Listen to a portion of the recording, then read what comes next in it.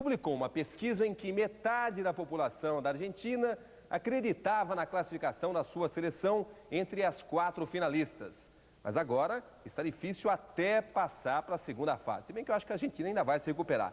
Mas isso me soa muito como uma boa advertência para a nossa seleção. Aliás, o nosso técnico, o Sebastião Lazzaroni, está tão nervoso, mas tão nervoso, como você vai ver no nosso programa, que ele brigou até com a imprensa brasileira de televisão. Isso porque a televisão filmou o seu treino secreto.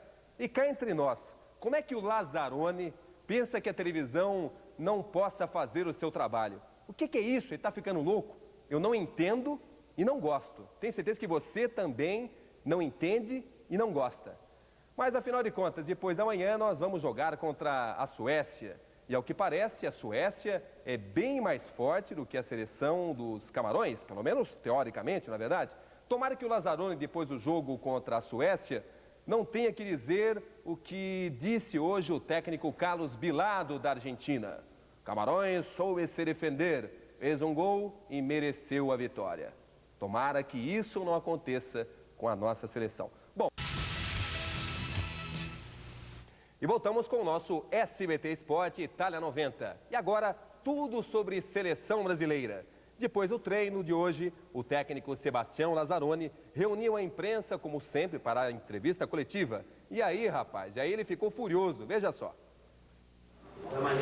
Todos os dias o técnico Sebastião Lazzaroni se encontra aqui nesta sala com a imprensa brasileira e estrangeira para uma entrevista coletiva. Hoje, ele só quis atender os repórteres de rádio e de jornal. Com as televisões, ele não permitiu entrevistas. Vamos saber dele por quê. Eu acho que faltou com respeito, principalmente das televisões brasileiras, quando eu pedi, ia fazer o treinamento, que era importante para nós, e houve um desrespeito. Então, em cima desse desrespeito, cabe a mim mostrar a minha insatisfação.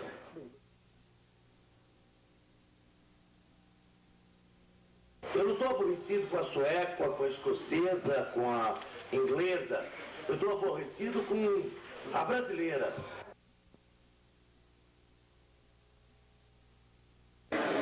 Eu acho que a relação ela deve ser respeitosa.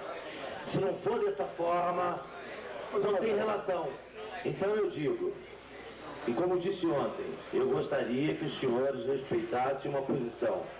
Como faltou com respeito, eu digo aos senhores, não dou a entrevista à televisão. Por favor, tira o microfone. Não ouve. Só atendo rádio e jornal depois, não atendo mais a televisão. Bom, eu gostaria de lembrar o seguinte, hein? O Lazzaroni pode estar irritado com a televisão, só que ele é hoje em dia um técnico altamente bem remunerado, né? Eu nunca vi um técnico gravar tantos comerciais. Quem tem uma função pública como ele tem que aguentar as consequências. Quer dizer, é só receber o positivo? Quer dizer, tem que arcar com as responsabilidades, viu, Lazzaroni? Tem que atender, porque você não está atendendo os profissionais de televisão, você está atendendo o povo brasileiro que, através da televisão, vai se informar. Ivo Morgante, a sua opinião sobre esse episódio?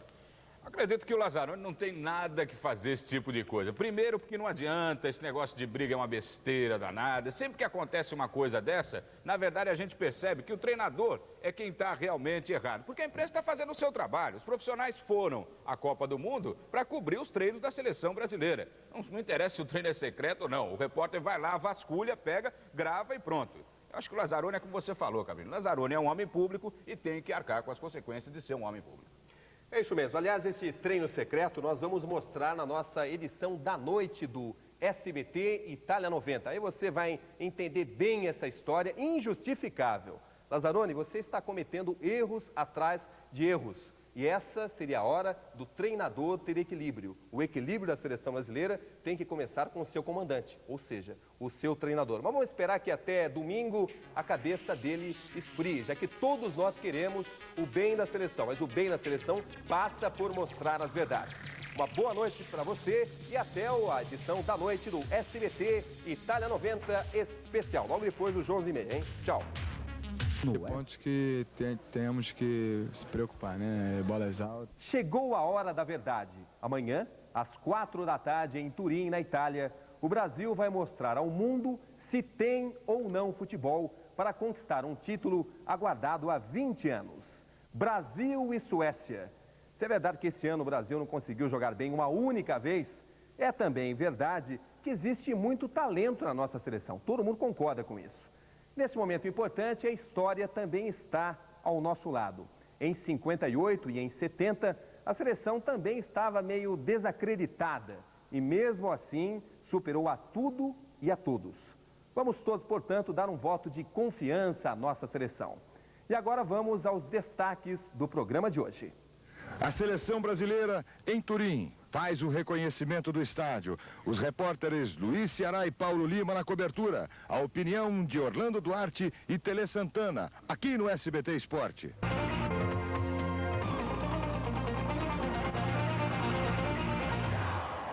E voltamos com o nosso SBT Esporte. E vamos de seleção brasileira. Os brasileiros foram até Turim reconhecer o gramado do estádio Comunale, onde estreiam amanhã contra a Suécia. O Estádio dos Alpes levou 2 anos para ser construído. A organização do Mundial gastou na obra 20 milhões de dólares. Tem capacidade para 77 mil torcedores sentados. O campo é do tamanho oficial, como exige a FIFA, 105 metros de comprimento por 68 de largura. O jogo de estreia do estádio foi há 10 dias atrás, entre um combinado Juventus-Torino contra o Porto, campeão português. O combinado venceu por 4-3. Hoje a seleção brasileira veio aqui fazer um reconhecimento do gramado. Nesse tapete verde foram investidos 1 milhão de dólares. O sistema de irrigação é controlado por computadores. Uma tecnologia tão avançada que no inverno a irrigação e drenagem absorvem a neve e o gramado fica perfeito. Mesmo com tudo isso, a opinião dos jogadores do Brasil ficou dividida. A grama, ela não tem aquela... não amacia a bola desliza bastante. Então, é uma adaptação que a gente tem que fazer o mais rápido possível, para que você não dê um bote errado. No caso, a bola, ou você espera a bola demais, ou espera de menos. Então, para o atacante, para o defensor, é muito importante isso. Inclusive no gol que a Argentina tomou, a bola picou, mas ela não picou e subiu, e o goleiro esperou. A bola picou e deslizou. O gramado é ótimo, gramado para praticar um bom futebol. Temos jogadores muito técnicos, né? E acho que o campo, a torcida vai ajudar bastante. Um excelente campo, excelente estádio, dá plenas condições para jogar. A grama estava um pouco alta hoje. Amanhã será cortada e seguramente a bola deve andar muito mais rápido. Chegou o fim a preparação dessa equipe que começou há 16 meses. Esse grupo, por onde passou, venceu. Agora é derrotar a Suécia e abrir o caminho para o tetra. Você sonha ser o artilheiro dessa Copa, careca, começar de amanhã? Não, eu sonho em ganhar esse tetra, né? Esse campeonato aí, esse mundial que será muito importante. Não só para mim, mas todo esse grupo, toda essa geração. E eu espero, é claro, se tem essa oportunidade também de fazer muitos gols, eu espero de meter dentro. Mas é isso aí, o objetivo meu, eu acho que do grupo, é de conseguir o título. Essa seleção enfrentou dificuldades, todo mundo sabe, mas poucas vezes se viu uma seleção tão unida assim. Essa Copa do Mundo promete ser a maior de todas, em grandes lances, mas também com grandes mancadas. Quer ver só? O festival de mancadas que assola a Copa começou neste lance, a expulsão de Cana, da República dos Camarões. O argentino Canidia tropeçou, sozinho, e Cana pagou a conta, para o juiz francês Michel Vaudrot. Expulso Cana! A vingança da turma de Camarões veio neste gol de Oman Biik. E aí, a mancada ficou por conta do argentino Pumpido. Que frango, hein, Pumpido? O festival prosseguiu na rodada de hoje com este pênalti marcado pelo uruguaio Juan Daniel Cardelino. O zagueiro soviético Aleinikov tocou a mão na bola, é verdade, mas foi fora da área. Mas Cardelino deu pênalti. Óculos nele, minha gente. Luiz marcou a falta, hein? E para encerrar as mancadas desses primeiros dias do Mundial, nada como a atrasada do austríaco Ratner. Ele deu com açúcar e afeto para o italiano Vialli, que chutou para fora. Mancada com mancada se paga, não é, Vialli? Mas não levou sorte. Não é, Vialli? Bem.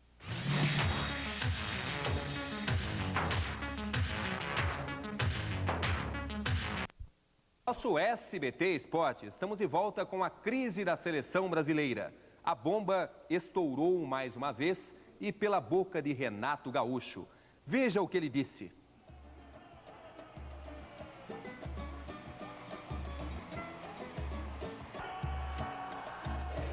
Se eu não for aproveitado, melhor eu voltar para o Brasil. Renato Gaúcho, assinado. Renato, irresponsável, como sempre. O Brasil inteiro pedia Mirandinha e João Paulo, Lazzaroni preferiu convocar Renato Gaúcho, que arque com as consequências. Agora veja o que o nosso convidado especial, Tele Santana, que já viveu um grande problema com o mesmo Renato Gaúcho na Copa de 86 no México, pensa disso tudo. Em seleção brasileira, em clube, ninguém gosta de ficar na reserva. Todo mundo sabe que o técnico só pode escalar 11 para começar um jogo. E na seleção brasileira não é diferente. Só que o Lazzaroni, a partir de hoje, começou a ter um problema com ponta direita Renato. Ele não admite ficar na reserva, quer jogar e, se isso não acontecer, vai voltar para o Brasil. Essa é a opinião do Renato. Vou saber da opinião do Tele sobre esse assunto. Olha, Paulo, eu vou dizer o seguinte. Eu conversei com o Lazzaroni antes da Copa do Mundo. Uma conversa informal, jogando tênis. E eu havia dito a ele que ele teria 2 problemas sérios na seleção. Primeiro, com a premiação dos jogadores. E segundo, que quando chegasse aqui na Itália, todos os jogadores queriam participar dos jogos, queriam entrar na Copa do Mundo. Isso porque um quer renovar um contrato, o outro quer se transferir para outro clube, o outro quer se transferir para o exterior. Isso traria um problema muito sério para ele. Bem, Tele, vale lembrar que o Renato Gaúcho, já teve um problema sério com você na última Copa. Ele foi desligado por indisciplina. Isso pode ser uma reincidência do Renato? O jogador não tem o direito de exigir a sua presença num jogo. O técnico é exatamente para isso. Ele é contratado para treinar a equipe, para escolher os melhores jogadores que ele considera entre os melhores jogadores para fazer o time. E não cabe a um jogador exigir a sua presença, nem no banco e nem no time. E agora, João Carlos Albuquerque comenta a crise na seleção brasileira. Pois é, que coisa. Quando a gente precisa acertar, precisa de tranquilidade, vem o velho, apesar de ser novo na idade, mas as suas brincadeirinhas são tão antigas, o velho Renato Gaúcho criar um clima desse na seleção do Brasil. É profundamente lamentável. Eu fico me lembrando, Cabrini, do Pelé com a camisa 13 no banco de reservas aqui no Morumbi, em 1970, antes da Copa do México. Caladinho, o rei do futebol. Você quer falar de uma coisa chamada humildade? Humildade, pois é. Quer dizer, quem é que disse para o Renato Gaúcho que ele ia para a Itália para jogar ou para sentar no banco? São 22 convocados. Ele que seja devolvido para o Brasil. Eu não vou esperar no aeroporto, garanto para você. Dá a mala para ele e manda ele de volta, pronto. Tá certo. Eu acho que é por aí. Bom, antes dessa crise, a seleção brasileira realizou um treino. Mas o assunto acabou sendo mesmo as declarações de Renato Gaúcho. A seleção começou a aquecer as turbinas para pegar a Costa Rica. De leve, mas começou. Para não forçar, Lazzaroni só fez os jogadores passarem por uma sessão de alongamentos, seguido de chutes a gol para aprimorar a pontaria. Aliás, do time, só Careca merecia estar de folga desse treino. Alemão, que perdeu um gol feito, e Miller, que não ficou atrás, deveriam estar de castigo, na verdade, como na escola, e treinar até escurecer. Mas o técnico está bonzinho, feliz pela vitória, e deu mole. Ontem Lazzaroni foi ver os adversários do Brasil, Costa Rica e Escócia. Hoje ele falou, como sempre, monótono, sobre os 2 times. A Costa Rica se mostrou aplicada, se mostrou solta dentro do jogo, com muita personalidade. Conteve a Escócia no jogo forte da Escócia e explorou o que ela queria e acabou obtendo um bom resultado, 2 pontos. Do treinamento leve de ontem e do levíssimo de hoje, só não participou o Moser. Ele está contundido, teve uma torção no joelho direito. Ontem nem andava. Moser não sabe se vai jogar, sente dores, tem dúvidas. Bom, a princípio, com a evolução que está vindo, eu acho que eu tenho condições de jogar no sábado, né? Mas vamos esperar mais um pouco. Eu acho que não é importante a precipitação, não é importante você treinar com dor. O importante é você recuperar primeiro para depois ir treinar. O substituto imediato deveria ser Aldair, mas ele vem de contusão. Aí sobra Ricardo Rocha, o preferido de todos. Antes com fome de entrar no time, hoje Ricardo está na espera de uma chance. Estou esperando uma oportunidade. No caso de não recuperação do Moura, estou à disposição do Lazzaroni, como também o Daí. Eu acho que os 2 com condições de jogar. Agora é claro, vamos esperar, eu acredito que o Moura tenha condições de jogar. O telespectador do SBT viu o jogo e notou que o Moser jogou mal. O Moser não foi um bom valor na vitória brasileira contra a Suécia. Ele, bem, esteve mal. Ele mal não deve ser utilizado. O Brasil tem um excelente jogador para a posição, que é o Ricardo Rocha. Depois do treino, aqui na área reservada à imprensa, o assunto mais discutido foi a outra surpresa da Copa. Mais uma seleção considerada pequena saiu na frente. Cuidado, Brasil, vem aí a Costa Rica. Vem aí a Costa Rica, muito bem dito, Ceará. Vamos esquecer esse negócio do Renato Gaúcho, né? Até porque a seleção tem Tafarel, a seleção tem Careca, tem Miller e pode superar tudo isso. Tem talento para isso. A família, os filhos, a mulher, tudo atenua um pouco a tensão dos momentos duros vividos juntos à seleção. E é esse carinho que está dando força aos nossos jogadores.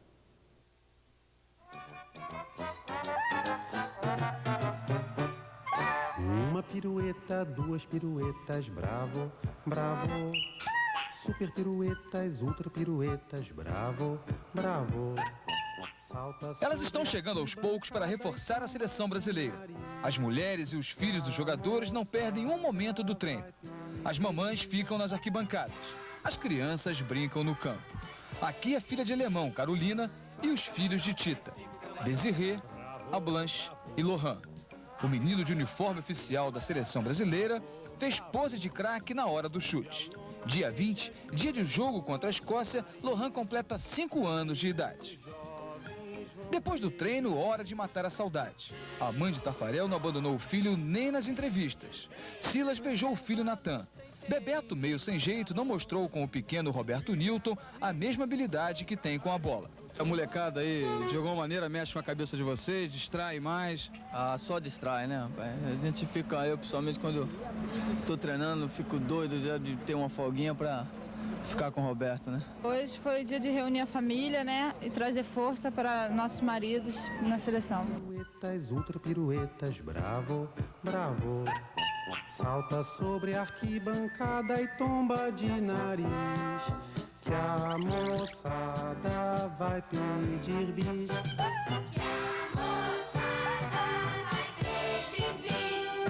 Quatro cambalhotas, 5 cambalhotas. Bravo, bravo. A gente tem criticado muito o Lazzaroni em diversos aspectos, mas esse aspecto que você acabou de ver, ou seja, a presença da família junto aos jogadores, é um aspecto em que o Lazzaroni está inteiramente correto. Ele é o mais liberal dos treinadores que passaram pela seleção brasileira nos últimos tempos. E isso realmente é algo que tem que ser elogiado. Mas hoje é dia dos namorados, um dia de amor, de declarações de amor. E se existe alguém que todos nós amamos ao mesmo tempo, é uma tal de gorduchinha linda de morrer. Você quer me namorar? Sou temperamental, volúvel, contraditória. Aceito com alegria a máxima machista que diz que mulher gosta de apanhar, desde que me batam direitinho. Outras vezes me transformo em Beth Friedman e ultrafeminista me regalo, ridicularizo os pretendentes. Eu sou exigente de carinhos suaves ou violentos. Sou do tipo cheinha, mas com curvas que enlouquecem os homens. E algumas mulheres também. Você quer me namorar? Ser minha amada mais amada, pra valer. Aquela amada pelo amor predestinada, sem a qual a vida é nada, sem a qual se quer morrer. Genial. Bem, nós vamos ficando por aqui. O bom humor dos nossos editores não atenua o fato de Renato Gaúcho ter mais uma vez revelado a sua falta de responsabilidade e a sua falta de respeito para com a seleção do Brasil. Apesar de você, amanhã há de ser outro dia. Boa noite a todos vocês.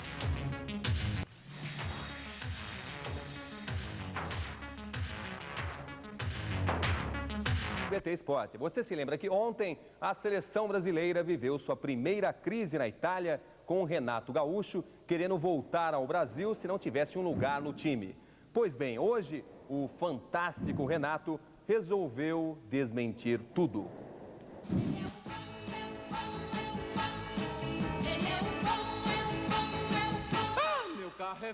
Renato resolveu parte de seu problema hoje cedo aqui em Asti.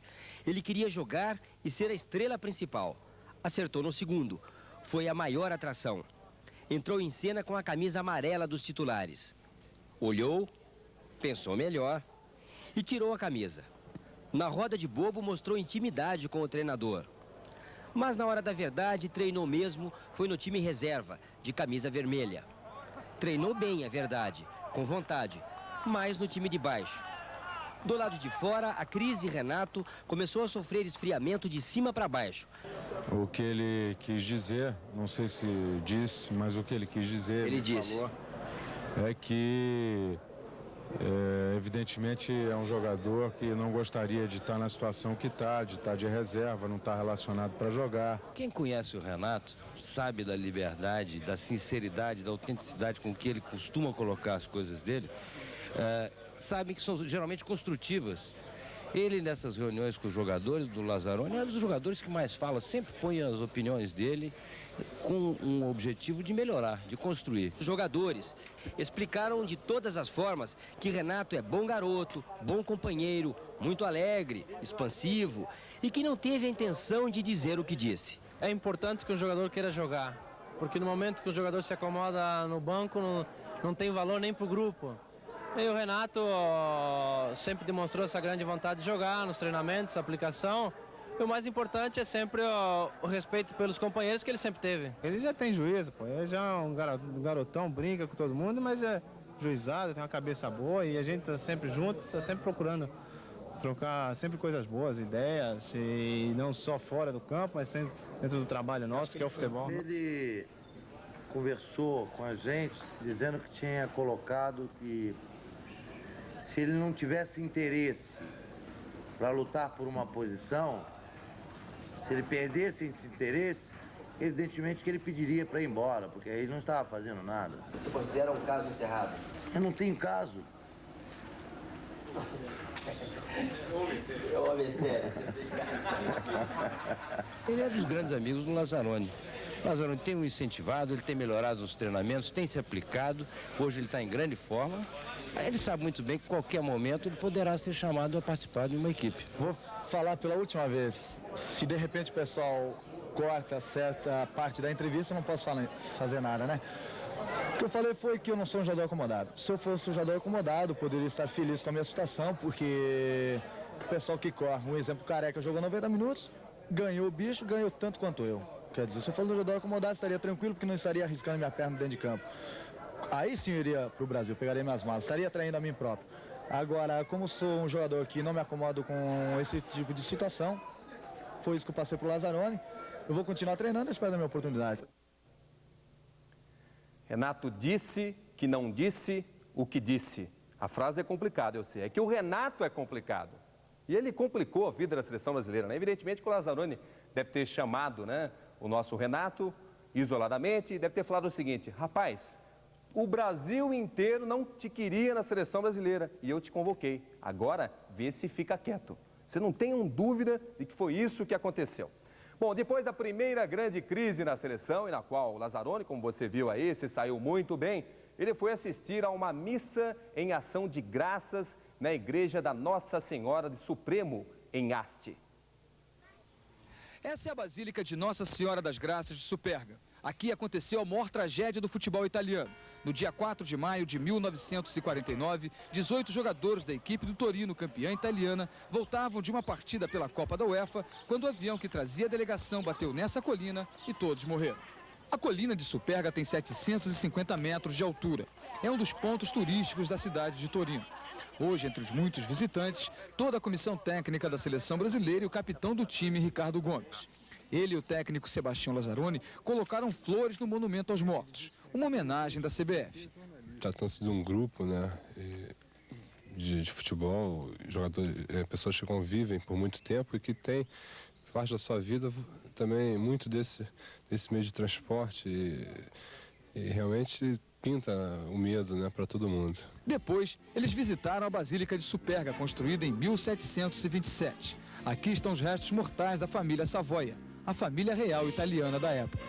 Simbolicamente, a comissão técnica acendeu velas, um pedido de boas apresentações do Brasil no Mundial.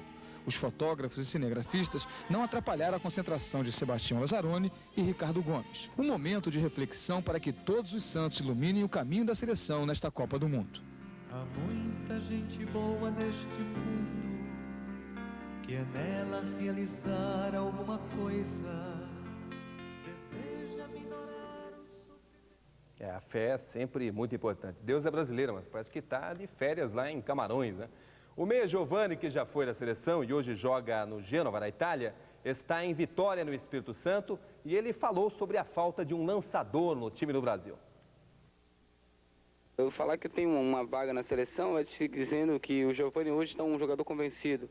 Eu acredito pelo aquilo que eu fiz na seleção passada, acredito que eu poderia estar incluído no grupo que está participando atualmente da Copa do Mundo. Giovani, você concorda com Lazzaroni? Apenas 2 atacantes? Eu acho que o trabalho que começa bem, ganha título, tem que continuar da mesma maneira. Ele ganhou a Copa América, classificou o Brasil para a Copa do Mundo. Eu acho que uma mudança de tática no time, taticamente, pode prejudicar muito. Então, numa Copa do Mundo, a gente tem que errar pouco para poder conseguir o objetivo, que é a conquista. A seleção brasileira está jogando o verdadeiro futebol europeu?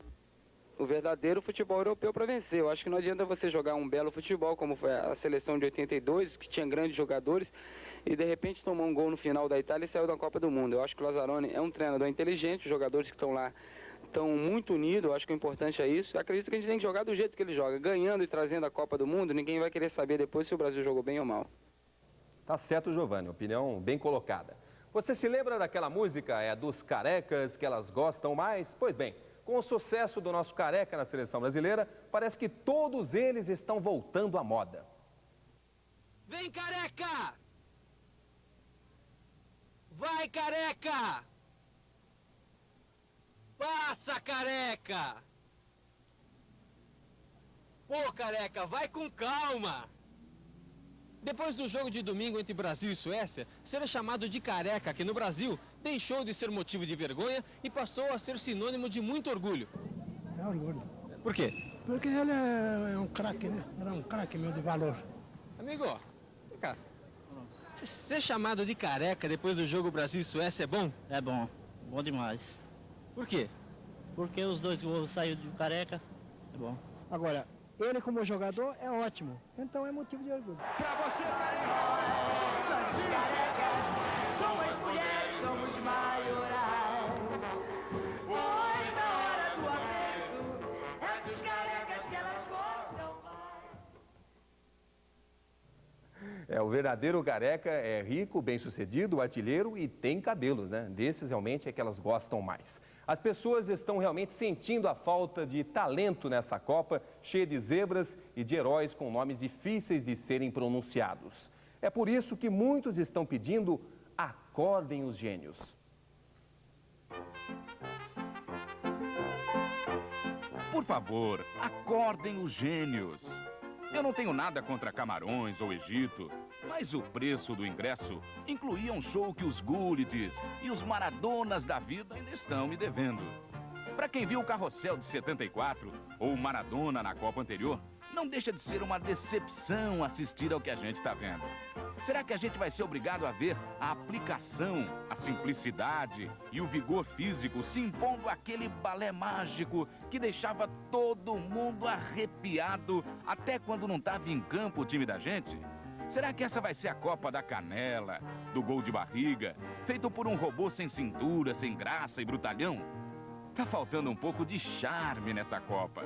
Aquela ousadia, aquela petulância de meter debaixo das canetas de um desses rambos da bola e fazer a galera explodir de paixão, rindo assim como quem tá chorando e gritando que é gol. Pelo amor de Deus, me despertem os gênios.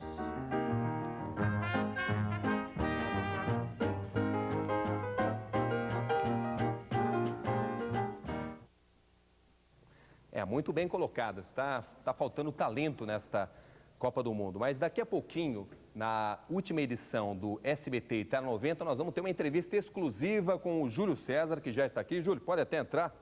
Pode até entrar, a gente só vai te mostrar um pouquinho, porque daqui a pouco o Júlio César, na minha opinião, o melhor zagueiro do Brasil, vai falar aqui no SBT Itália 90. Está aí o Júlio César, fazendo uma falta incrível à seleção brasileira. Ele é um homem de muita visão e daqui a pouquinho vai dar a sua opinião, logo depois do Jô Soares, 11h30. Júlio César, ao vivo, com exclusividade aqui no SBT, falando o que está certo, o que está errado, o que está funcionando, o que não está funcionando na nossa seleção. É isso daí. Uma boa noite e até o Jô Soares 11h30 e logo em seguida Júlio César ao vivo aqui no SBT. Boa noite. Itália 90. O SBT é mais Brasil. Assista agora. Economia Popular, depois Telejornal São Paulo. Vamos torcer juntos pela segunda vitória da nossa seleção. Brasil e Costa Rica, direto de Turim. Sábado a partir das 11h30 da manhã. Vem que é bom.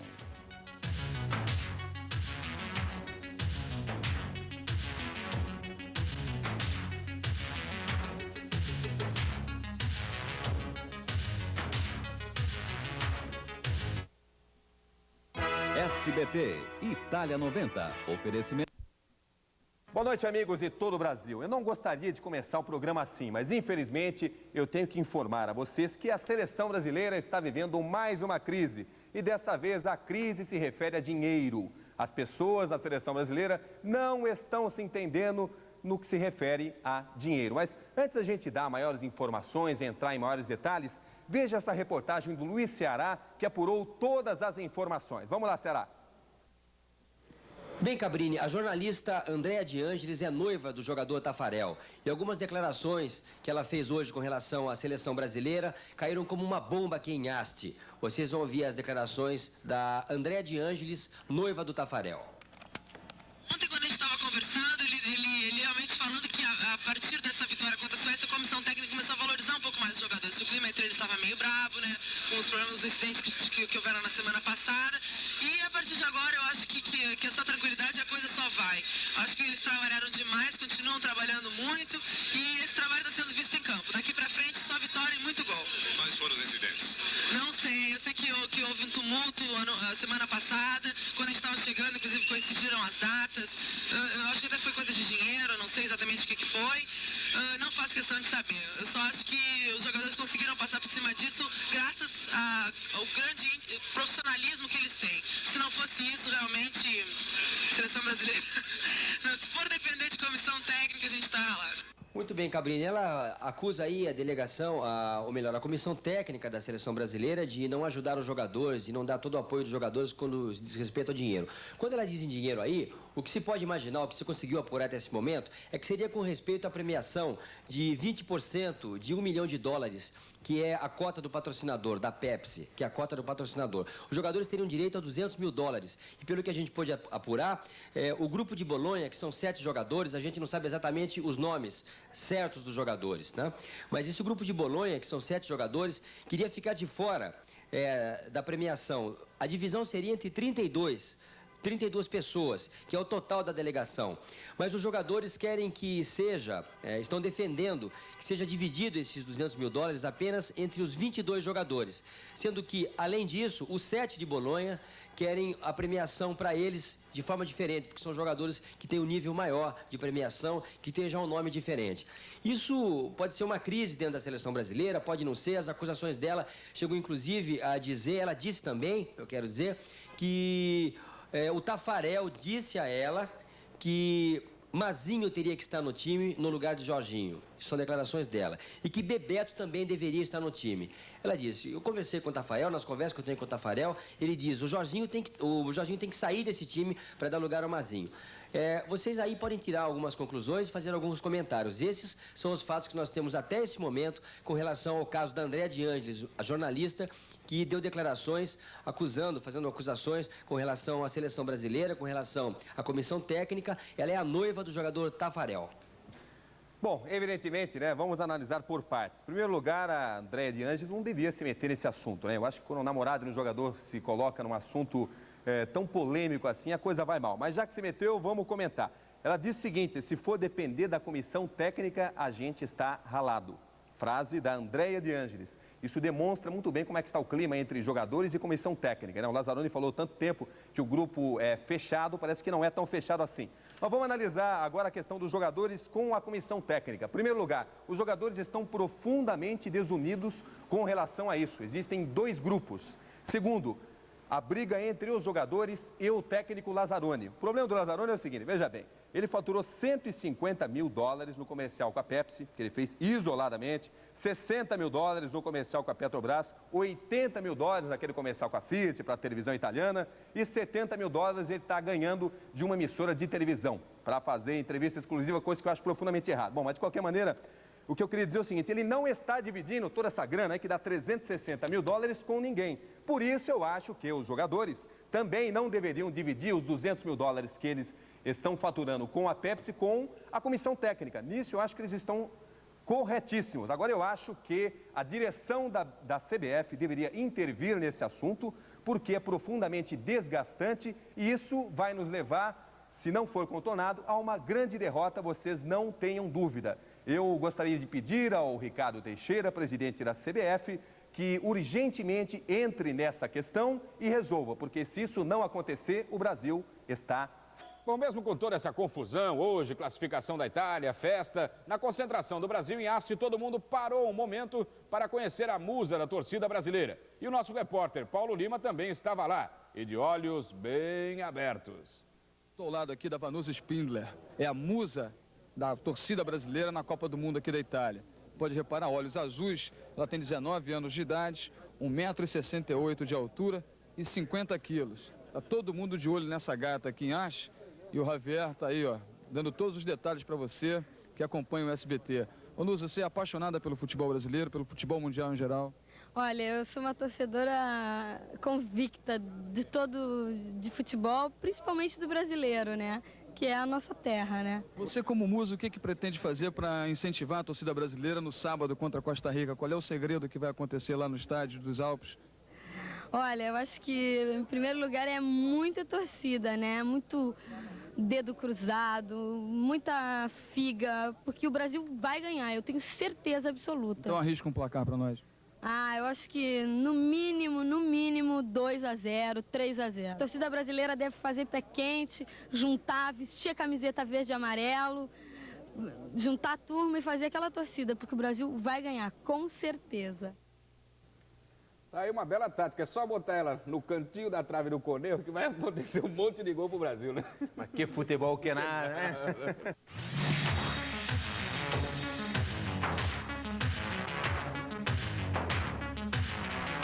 Voltamos com o nosso SBT Sport e vamos direto de seleção brasileira, que ainda não está classificada, mas que pode conseguir a classificação amanhã contra a Costa Rica.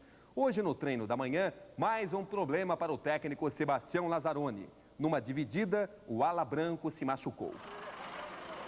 A seleção voltou hoje ao estádio dos Alpes. Aqui o Brasil venceu a Suécia por 2-1 na estreia do Mundial e amanhã joga contra a Costa Rica.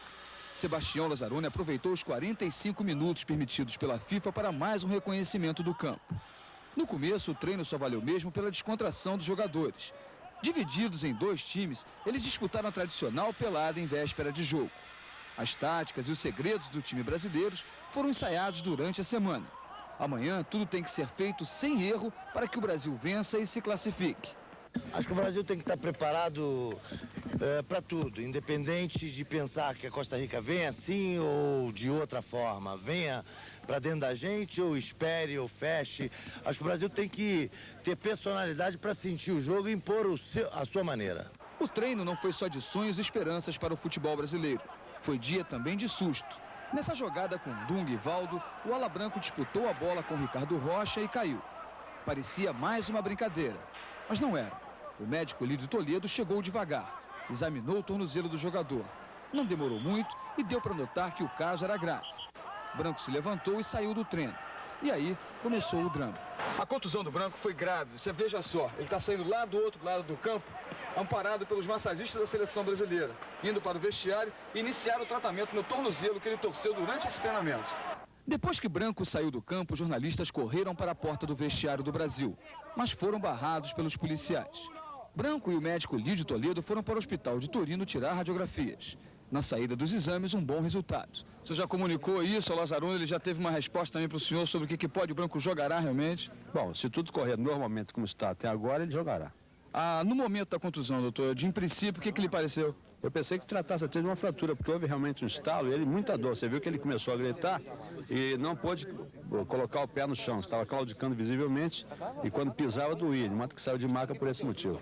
A esperança do Departamento Médico da Seleção Brasileira sobre o aproveitamento do Branco é muito grande, mas o técnico Sebastião Lazzaroni prefere ser um pouco reservado. Somente amanhã, momentos antes da partida, após exames médicos, físicos lá no vestiário, é que vai se ter uma decisão se Branco jogará ou não. Você participa da partida, Branco? Tá doendo ainda, Branco? Vou jogar.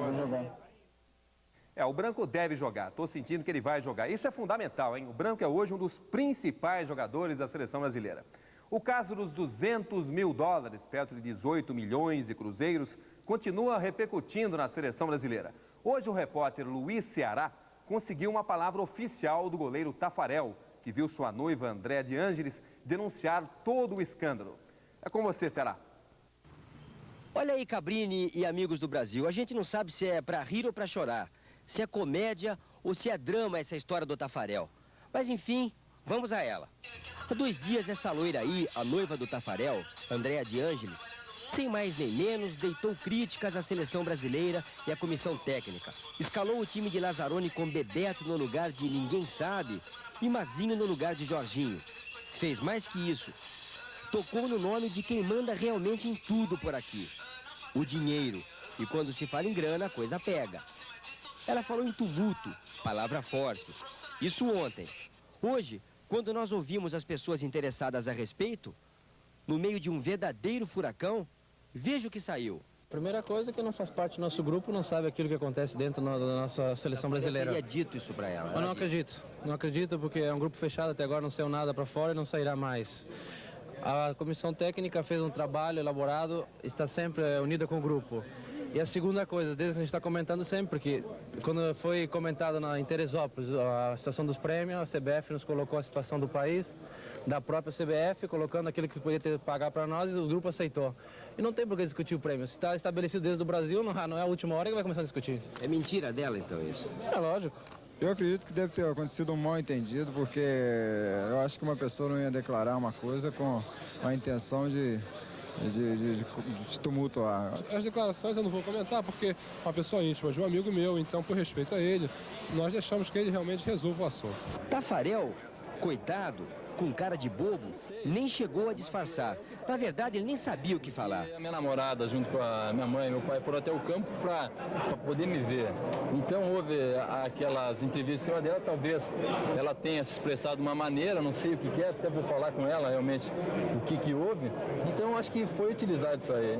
Mas eu acho que isso aí não vai me abater de maneira nenhuma. Olha, eu gostaria de dizer o seguinte, antes de tudo, bela reportagem do Luiz Ceará, lá de Haste. Eu acho que o jogador do futebol brasileiro tem direito a ganhar dinheiro, eu acho que esse grupo atual não é mercenário, eles são sim profissionais. Mas eu gostaria de lançar uma ideia para acabar de vez com isso. Por que a CBF não institui uma cláusula que o jogador tem que jogar de graça na seleção brasileira? Vocês podem perguntar, mas aí ninguém vai querer jogar. Eu tenho certeza que vão querer jogar sim. Porque esses jogadores só conseguem contratos milionários na Europa, lá na Itália, lá em Portugal, lá na Espanha, porque passam pela seleção brasileira. Eu tenho certeza que eles jogariam de graça e a gente não teria que enfrentar aí esse tipo de problema, né? Porque o brasileiro ganha salário mínimo e ficar vendo esse tipo de discussão é realmente ridículo. Bom, agora vamos ver como está o adversário do Brasil para o jogo de amanhã, a Costa Rica. É com você, Hermano Hennig. Mondovia é um lugar tranquilo. Os jogadores da Costa Rica se mostram bem à vontade aqui. O hotel é simples. Não existe nenhum esquema de segurança com todo mundo circulando à vontade. Nem parece que estes jogadores tenham um compromisso tão difícil amanhã. A vitória frente à Escócia seguramente fez bem a todos eles, que estão vendo a classificação da seleção agora não como uma coisa impossível, como parecia de início.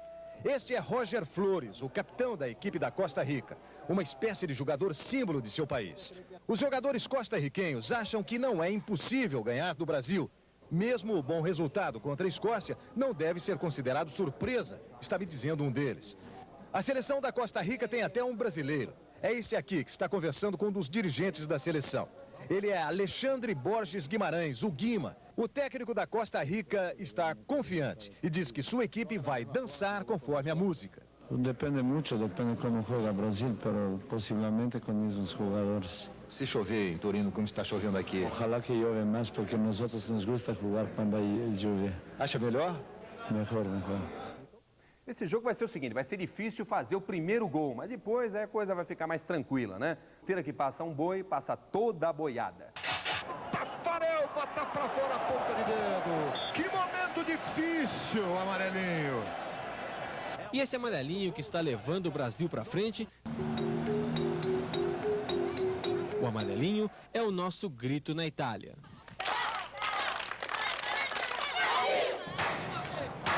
Isso.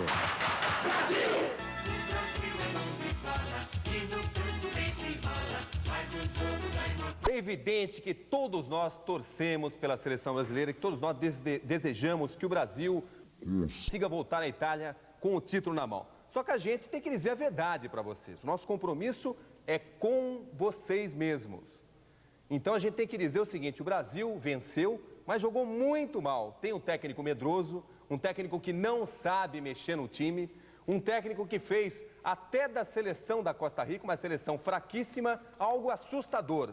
O Brasil assim vai muito mal, o Brasil assim não dá para a gente ter muitas esperanças, a não ser que haja uma alteração total. Com esse futebol na retranca, com esse futebol cheio de medo, o Brasil não vai conseguir nada nesta Copa do Mundo. Essa é a verdade, é isso que a gente tem que dizer para vocês.